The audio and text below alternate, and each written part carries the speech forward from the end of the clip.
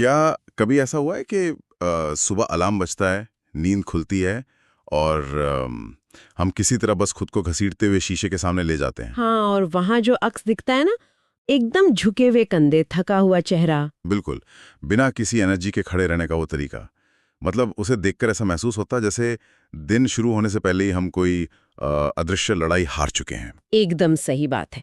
और हम अक्सर ना बड़ी बड़ी बातें करते हैं कि प्रोडक्टिविटी कैसे बढ़ाएं, लाइफ के बड़े गोल्स कैसे अचीव करें। दुनिया को कैसे बदलें? लेकिन सच्चाई ये है कि हमारे दिन की और मतलब अंततः हमारी पूरी जिंदगी की जो दिशा है ना, वो उन बिल्कुल बुनियादी और छोटी आदतों से तय होती है जो हम सुबह उठने के पहले कुछ मिनटों में अपनाते हैं। हाँ, वो छोटी आदतें ही सब कुछ है। तो आज की हमारी इस गहरी चर्चा का मकसद इसी सुबह की जद्दोजहद को एक प्रैक्टिकल डेली रोड मैप में बदलना है। हमने readers books club YouTube channel के एक बेहतरीन वीडियो का विश्लेषण किया है जो क्लिनिकल साइकोलॉजिस्ट जॉर्डन पीटरसन की मशहूर किताब 12 रूल्स फॉर लाइफ के इर्द गिर्द घूमता है। और ये सोर्स बहुत ही कमाल का है ना? हम सिर्फ फिलॉसफी पर बात नहीं करेंगे बल्कि ह्यूमन बिहेवियर और साइकोलॉजी की उन परतों को उधेड़ेंगे जो हमें ये समझाती हैं कि आखिर क्यों हम अपने ही दुश्मन बन जाते हैं। चलिए इसे गहराई से समझते हैं। बिल्कुल।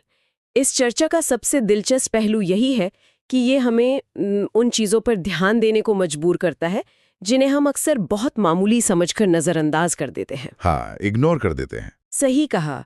जब हम साइकोलॉजी और हमारी डेली हैबिट्स को एक साथ रखकर देखते हैं ना, तो पता चलता है कि हमारे शरीर का एक छोटा सा मूवमेंट या हमारी सोच का एक मामूली सा बदलाव हमारे पूरे नर्वस सिस्टम को रीवायर कर सकता है। ज्ञान का असली मतलब सिर्फ थ्योरी रटना नहीं है, बल्कि उसे रोजमर्रा की जिंदगी में लागू करना है। और यहीं से हमारे उस डेली रोड मैप का पहला कदम शुरू होता है। मतलब जब हम सुबह बिस्तर से उठते हैं तो सबसे पहली चीज क्या होनी चाहिए? सबसे पहली चीज, हाँ, वीडियो में जिस सबसे पहले विचार पे जोर दिया गया है वो शारीरिक है। मतलब अपने सीधे कंधों के साथ खड़े होना, एक फौजी की तरह सीना तान कर खड़े रहना। पहली नजर में ये किसी मिलिट्री ट्रेनिंग का हिस्सा लगता है। हाँ, बिल्कुल वैसा ही साउंड करता है। लेकिन साइकोलॉजी के नजरिए से ये सिर्फ अच्छा दिखना या कॉन्फिडेंट लगने का दिखावा नहीं है ना? इसके पीछे कोई बहुत गहरी न्यूरोलॉजिकल वजह है। बहुत गहरी वजह है ये सीधे तौर पर हमारे अवचेतन मन यानी सबकॉन्शियस से जुड़ा है। अब देखिए, जब इंसान झुककर चलता है या अपने कंधों को सिकोड़ कर रखता है, तो वो एक तरह से दुनिया को और खुद को ये सिग्नल दे रहा होता है कि वो छिपना चाहता है। अरे बाप रे, मतलब हम खुद को छोटा दिखा रहे हैं। बिल्कुल।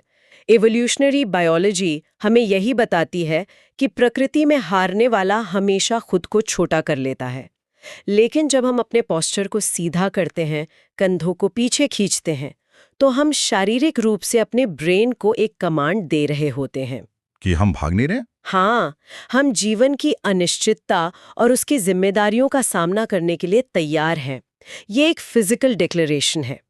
अक्सर जिन लोगों का कैरेक्टर बहुत रेजिलिएंट होता है ना, जो हर स्थिति में डटे रहते हैं, उनका पोस्चर भी उसी मानसिक मजबूती को रिफ्लेक्ट करता है। यार, ये बहुत ही पावरफुल कनेक्शन है। मतलब हमारा शरीर हमारे दिमाग को इंस्ट्रक्शन ले रहा है कि आज का दिन कैसे बिताना है।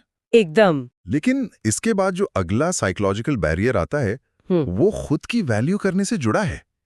वीडियो में एक डेटा शेयर किया गया है जिसने मुझे सच में हैरान कर दिया। कौन सा डेटा? ये डेटा बताता है कि लोग अपने बीमार पालतू जानवरों की देखभाल न खुद से कहीं ज्यादा अच्छी तरह करते हैं। ओह हाँ, वो वाला हिस्सा। मतलब अगर किसी कुत्ते या बिल्ली को इन्फेक्शन हो जाए तो लोग रात के 2 बजे भी उठकर उसे दवा देंगे, डॉक्टर के सारे प्रोटोकॉल मानेंगे। लेकिन जब इंसानों की यानी खुद की बात आती है तो 20 से 30% इलाज के नुस्खे अपनाए ही नहीं जाते। ये बहुत शॉकिंग है। और जिन्हें कोई पुरानी बीमारी है, उनमें से 50% लोग डॉक्टर के बताए अनुसार दवा लेना बीच में ही छोड़ देते हैं। यह कितनी अजीब बात है कि इंसान अपने पालतू जानवरों की दवा का अलार्म लगाता है, लेकिन अपनी दवा खाना भूल जाता है। बिल्कुल। आखिर हम खुद के प्रति इतने लापरवाह कैसे हो सकते हैं? देखिए, ये ह्यूमन साइकोलॉजी का एक बहुत ही डार्क लेकिन सच्चा पहलू है। हम अपने पालतू जानवरों को एक इनोसेंट जीव की तरह देखते हैं जो हम पर पूरी तरह निर्भर हैं।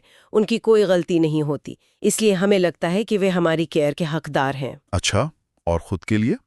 जब बात हमारी खुद की आती है तो हम अपनी हर कमी, अपनी हर गलती, अपने हर डार्क सीक्रेट को जानते हैं। कहीं ना कहीं सबकॉन्शियस लेवल पर इंसान खुद को उस लायक ही नहीं समझता कि उसकी इतनी परवाह की जाए। ओहो, ये तो बहुत डीप बात हो गई। हाँ, और यहाँ जो बात सबसे दिलचस्प है वो ये है कि ऑथर एक बहुत गहरा तर्क देते हैं। वे लॉ बाइबल का जिक्र करते हैं कि अपने पड़ोसी से अपने समान प्यार करो। मतलब खुद को भी एक इंसान मानो। बिल्कुल, खुद का ख्याल रखना सिर्फ एक चॉइस नहीं है, ये एक मॉरल रिस्पॉन्सिबिलिटी है। हमें खुद के साथ वैसा ही व्यवहार करना चाहिए जैसे हम किसी ऐसे इंसान के साथ करते हैं जिसकी मदद करने की जिम्मेदारी हमारे ऊपर है। एक मिनट, ये मुझे सोचने पर मजबूर कर रहा है कि क्या हमारा खराब पोस्चर और खुद को नजरअंदाज करना असल में आपस में जुड़े हुए हैं? 100% जुड़े हुए हैं। हम अक्सर सेल्फ केयर के नाम पर स्पा जाने या महंगी कॉफ़ी पीने की बात करते हैं, लेकिन असली सेल्फ केयर तो वो मुश्किल काम करना है जो हमारे लिए सही है।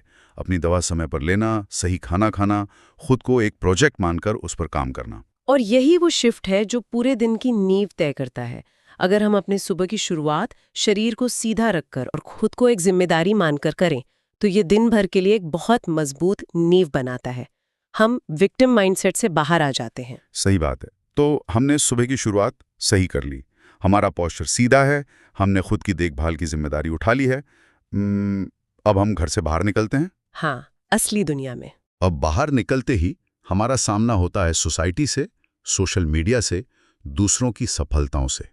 यहीं पर हमारा अनुशासन डगमगाने लगता है। वीडियो में इस समस्या को टैकल करने के लिए जो बात कही गई है वो दूसरों से खुद की तुलना करने के बारे में है, जो कि हम सब करते हैं। बचपन से करते हैं। हमारी सोसाइटी और हमारा एजुकेशन सिस्टम तो हमें बचपन से ही दूसरों से तुलना करना सिखाता है। कौन फर्स्ट आया, किसका प्रमोशन हुआ। लेकिन रोडमैप ये कहता है कि अपनी तुलना अपने बीते हुए कल से करें, ना कि किसी और के आज से। इस तुलना वाले ट्रैप की सबसे बड़ी खराबी पता क्या है? ये एक अनफेयर गेम है। कैसे? जब हम किसी और को देखते हैं तो हम अक्सर उनकी सबसे बड़ी सफलता की तुलना अपनी सबसे बड़ी कमजोरी से कर रहे होते हैं। हर इंसान का बैकग्राउंड, उसकी चुनौतियां अलग होती हैं। जब ऑथर कहते हैं कि अपने बीते हुए कल से तुलना करो, तो इसका मतलब है अपनी प्रोग्रेस का कंट्रोल वापस अपने हाथ में लेना। लेकिन यहाँ एक सवाल उठता है, अगर हम सिर्फ अपने कल से अपनी तुलना कर रहे हैं तो क्या हम दुनिया के स्टैंडर्ड से पीछे नहीं छूट जाएंगे? देखिए, पीछे छूटने वाली बात नहीं है। बात यह है कि क्या आज आप उस इंसान से थोड़ा बेहतर हैं जो आप कल थे? अपनी स्ट्रेंथ्स और वीकनेस को पहचानें और आज कल की किसी एक कमी को दूर करने का संकल्प लें। इससे लगातार ग्रोथ होती है। अच्छा, तो हमें लगातार ग्रो करना है, लेकिन हम अकेले तो इवॉल्व नहीं हो सकते ना? बिल्कुल नहीं, माहौल बहुत जरूरी है। हाँ, वीडियो में दोस्तों को लेकर भी एक बहुत क्लियर बात कही गई है। ऐसे लोगों से दोस्ती करें जो आपके लिए अच्छा चाहते हैं, जो हमें इनकरेज करें और हमारी कमियों पर हमारा मजाक भी बनाएं ताकि हम सुधर सकें। पर क्या सिर्फ उन्हीं लोगों से दोस्ती करना जो हमारे लिए फायदेमंद है थोड़ा मतलब ही नहीं लगता? लोगों को अक्सर ऐसा ही लगता है, लेकिन ऑथर के अनुसार ऐसे दोस्त बनाना कोई स्वार्थी काम नहीं है। ये असल में अपना एक सपोर्ट सिस्टम बनाना है। Support system? हाँ, सोचिए अगर हम किसी ऐसे ग्रुप के साथ हैं जो हमारी गलत आदतों को बढ़ावा देता है, तो क्या वे सच में दोस्त हैं? असली दोस्ती वो है जहां दोनों पक्ष एक दूसरे को ऊपर उठाने की कोशिश कर रहे हों। जब हम अपनी कल की कमी को आज दूर करते हैं, तो सही दोस्त हमें इस प्रोसेस में बिखरने नहीं देते। हाँ, ये एक बहुत ही प्रैक्टिकल अप्रोच है। अनुशासन के लिए सही माहौल डिजाइन करना पड़ता है। चलिए अब इस बाहरी माहौल से वापस अपने अंदर की तरफ चलते हैं। चलिए। हम अक्सर देखते हैं कि लोग सोशल मीडिया पर दुनिया की राजनीति और समाज की बुराइयां पर बहुत ज्ञान बांटते हैं, लेकिन अगर उनकी खुद की जिंदगी देखी जाए तो वहां सब कुछ बिखरा पड़ा होता है। वीडियो में एक नियम है कि दुनिया की बुराई करने से पहले अपने घर को सही से सेटल करें। ये विचार ना ह्यूमन ईगो पर सीधा प्रहार करता है। बिल्कुल। बाहर की दुनिया में कमियां निकालना बहुत आसान है, लेकिन अपनी डिस्ट्रक्टिव आदतों को छोड़कर सपोर्टिव आदतें अपनाना बहुत दर्दनाक होता है। ऑथर हमें यही समझाते हैं कि दुख का सामना करने के लिए सबसे आसान रास्ता ना चुनें, वो करें जो मीनिंगफुल हो, भले इसमें सैक्रिफाइस करना पड़े। इस बात को समझते हुए मेरे दिमाग में एक एनालॉजी आ रही है। ये तो ऐसा है जैसे कमरे का कचरा कालीन के नीचे छिपा देना। हाँ, बिल्कुल सटीक उदाहरण है। दुनिया को लगता है कमरा साफ है, लेकिन हमें पता है कि अंदर गंदगी है। हम खुद से झूठ बोलकर अपने ही कैरेक्टर को कमजोर कर रहे हैं। एकदम सही। और इसी से वो अगला अहम सिद्धांत जुड़ता है, सच बोलें या कम से कम झूठ ना बोलें। वीडियो में ऑथर की क्लिनिकल साइकोलॉजी के दिनों की एक कहानी का जिक्र है। वो पेशेंट वाली कहानी? हाँ, एक यंग पेशेंट ने ऐसा सवाल पूछा जिसका जवाब ऑथर नहीं देना चाहते थे क्योंकि उसे ठेस लग सकती थी। और अक्सर ऐसे मौक़ों पर हम सोचते हैं कि सामने वाले का दिल रखने के लिए कोई सफ़ेद झूठ बोल देना ही सही है। बिल्कुल, लेकिन ऑथर ने झूठ नहीं बोला, उन्होंने सच को सही तरीके से पेश किया। सोर्स की सबसे बड़ी बात यही है कि सबसे खराब झूठ वो है जो हम खुद से बोलते हैं और स्वीकार नहीं करते। खुद से झूठ बोलना। हाँ, जब हम सच बोलते हैं और छोटे छोटे सैक्रिफाइस करते हैं तो असल में यही चीजें हमें मुश्किल परिस्थितियों में अंदरूनी खुशी और सेटिस्फैक्शन देती हैं। मतलब सच बोलना वो सीमेंट है जो हमारी इमारत की नींव मजबूत करता है। अब मान लेते हैं कि हमारा आंतरिक घर व्यवस्थित हो गया है। अब समय आता है समाज में वापस जाने का, दूसरों के साथ इंटरैक्ट करने का, जो कि सबसे चैलेंजिंग हिस्सा है। हाँ, और इसमें एक बहुत ही शॉकिंग नियम है पेरेंटिंग को लेकर।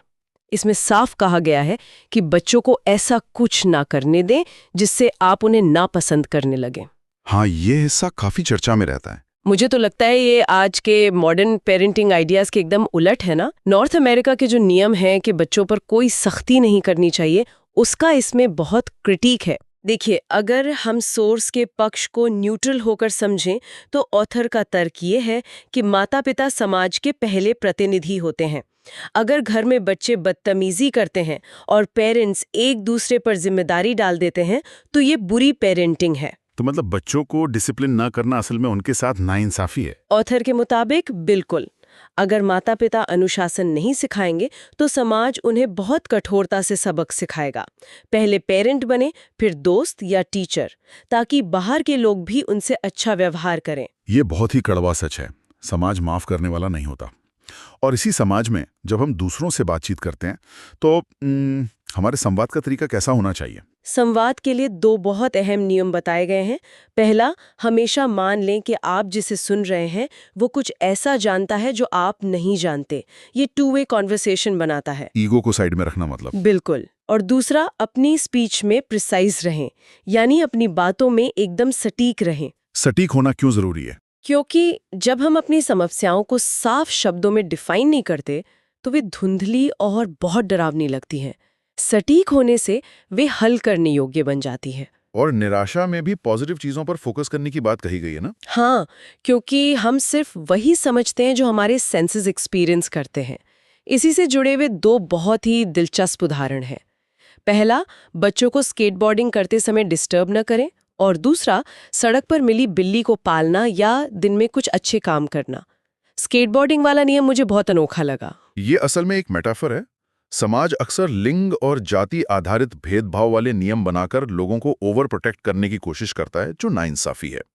स्केटबोर्डिंग का मतलब है किसी की ताकत का अंदाजा बिना मुकाबले के न लगाएं। मतलब उन्हें जोखिम लेने दें? हाँ, समाज में हर व्यक्ति को अपनी ताकत पहचानने और चुनौती का सामना करने का मौका मिलना चाहिए। और वो बिल्ली को पुचकारने वाला उदाहरण, वो दिन में 3 अच्छी चीजें करने के बारे में है, जैसे सड़क पर मिली बिल्ली को पालना या किसी स्टाफ मेंबर को सपोर्ट करना।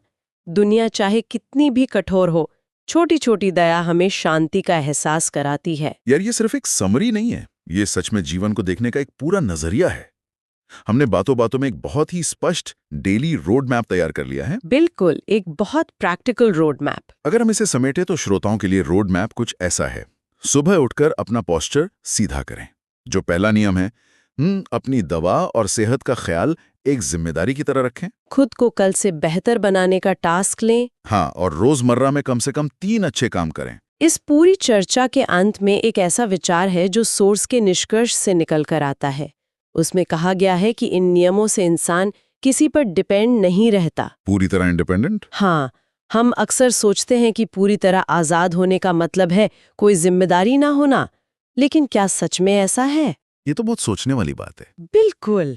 मैं श्रोताओं के सोचने के लिए ये सवाल छोड़ना चाहूंगी, क्या सच्ची आजादी और कॉन्फिडेंस असल में दुनिया की सबसे बड़ी जिम्मेदारियों को अपने सीधे कंधों पर उठाने से आती है? इस बारे में जरूर सोचिएगा। क्या बात है, ये सच में एक बहुत ही पावरफुल विचार है। क्या हम आजाद होने के लिए जिम्मेदारियों से भाग रहे हैं या उन्हें उठाकर खुद को आजाद कर रहे हैं? कल सुबह जब आप उठें और शीशे के सामने खड़े होकर अपने कंधों को सीधा करें तो इस सवाल को अपने जहन में जरूर लाइएगा। आज की हमारी इस गहरी चर्चा में बस इतना ही। इन छोटी आदतों को अपनी रोजमर्रा की जिंदगी में उतारने की कोशिश करें। सीखते रहिए और आगे बढ़ते रहिए।